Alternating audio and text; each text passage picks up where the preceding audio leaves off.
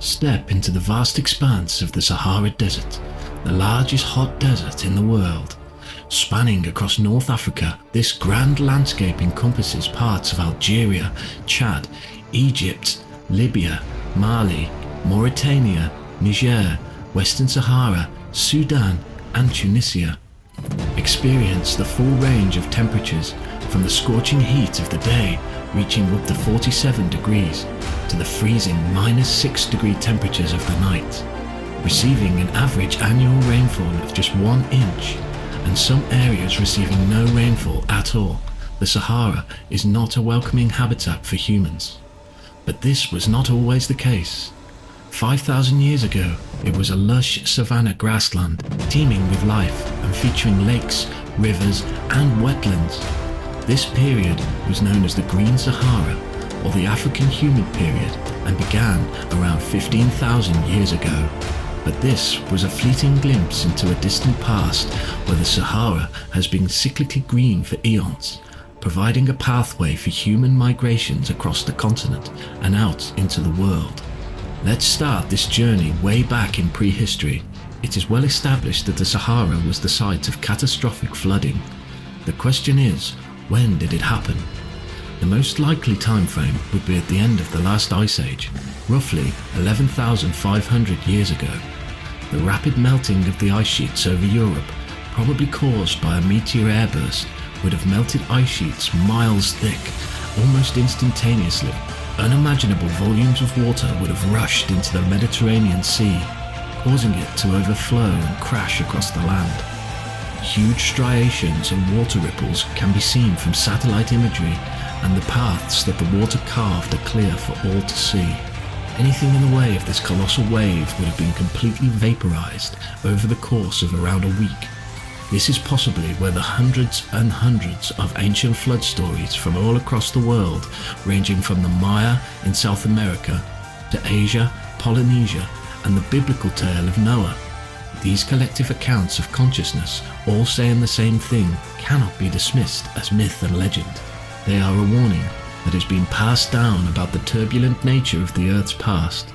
With such destruction wreaking havoc all across the Sahara, it is impossible to know what types of human civilization existed here before this period, and whether they were basic hunter-gatherers or were they a more advanced seafaring peoples with knowledge of stonework and maps. One theory puts the lost city of Atlantis in the Western Sahara at the time of the floods, deep in the heart of Mauritania, at a place called the Richat structure, right next to the Atlantic Sea and to the south of the Atlas Mountains. It fits Plato's description extremely closely and was clearly in the path of the Ice Age megaflood. I will cover this theory in more detail in a future video.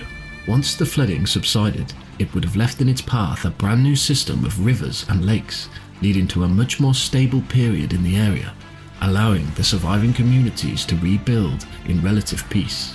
The abundance of river systems would have fed into what was the largest lake ever recorded, Lake Megachad. At its peak, Megachad was some 400,000 square kilometers.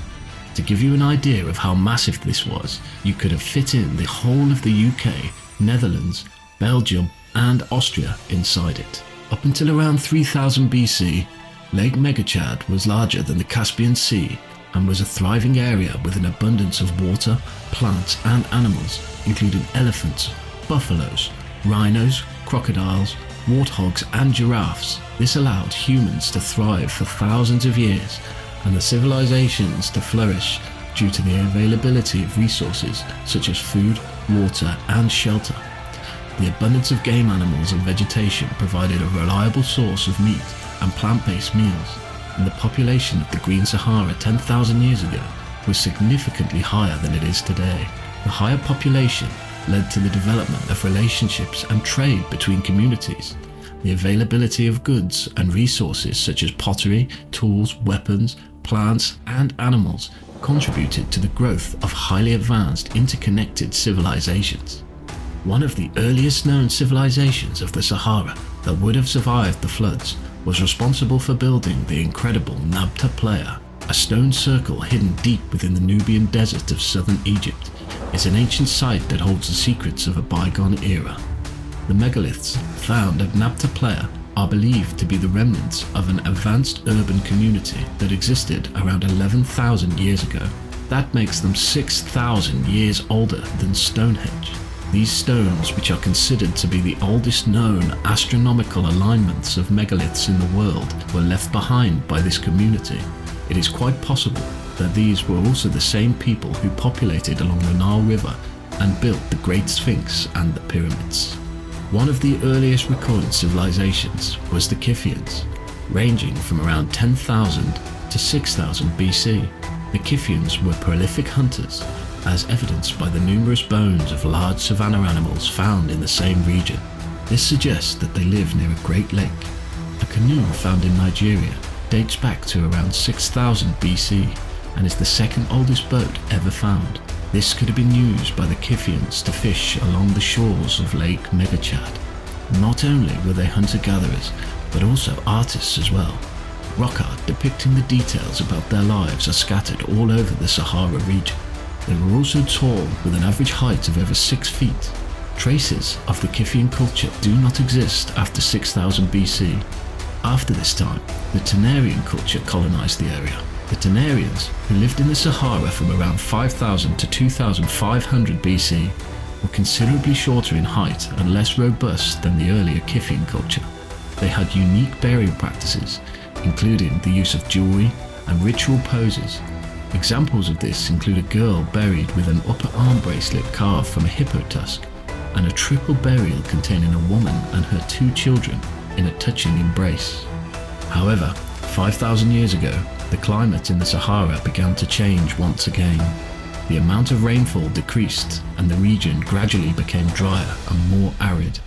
As a result, the lush vegetation and diverse wildlife of the Green Sahara period began to disappear. This process was gradual, but over time, the Sahara became the desert we know today. This was caused by something known as the Milankovitch effect. The Milankovitch effect refers to changes in the Earth's orbit and tilt that occur over thousands of years and have a significant impact on the climate. The most important of these changes for the Sahara is the tilt of the Earth's axis, sometimes known as the precession of the equinox. When the tilt on the Earth's axis is high, the Sahara receives more solar radiation, causing the region to become warmer and drier. This is believed to have been the case around 5,000 years ago, when the tilt of the Earth's axis was at its highest point in the last 15,000 years. This increase in solar radiation caused the monsoon rains that had previously watered the Sahara to shift southward, leaving the region dry and inhospitable to human populations. As the Great Lakes continued to shrink, the region became increasingly arid, and the once abundant rivers and lakes were replaced by sand dunes and rocky outcroppings. The human population declined as well, and the remaining communities were forced to adapt to the harsh desert conditions. Despite the challenges, some groups continued to thrive in the region. The Garamantes are an ancient civilization that flourished in the Sahara from 500 BC to 500 AD. They built a complex society around the shrinking lake, utilizing sophisticated irrigation systems to grow crops in the desert. Described by Herodotus as a great nation who rode chariots and lived among many fruit-bearing palms, the Garamantes were able to thrive in the Sahara despite its dry conditions. They were a warlike people who had several skirmishes with the Roman Empire, and several Garamantes forts have been found dotted around southern Libya. Their success was based on their subterranean water extraction system, a network of tunnels known as foggeras. It not only allowed their part of the Sahara to bloom again, but also triggered a political and social process that led to population expansion, urbanism, and conquest. After extracting at least 30 billion gallons of water over some 600 years, they soon discovered that the water was literally running out. The desert kingdom declined and fractured into small chiefdoms and was absorbed into the emerging Islamic world. The once great Saharan kingdom became a thing of myth and memory. Today, the Sahara Desert has a relatively small population of around 2 million people.